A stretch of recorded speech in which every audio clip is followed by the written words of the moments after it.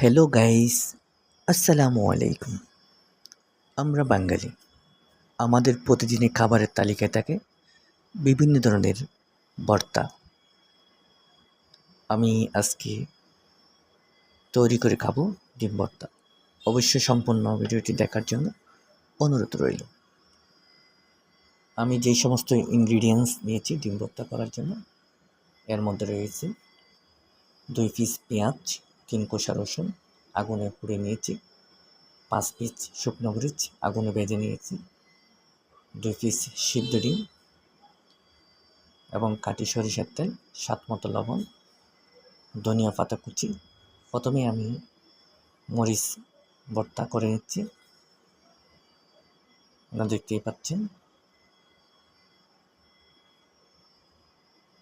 অনেক লোভনীয় লাগতেছে মরিচ ভর্তাটা এবং অনেক সুগন্ধি বের হচ্ছে। সরিষার তেল, কাটি সরিষার তেল ইউজ করছে এবং ধনিয়া পাতা কুচি দিয়ে দিলাম। আবার ইউজ করলাম কাটি সরিষার তেল।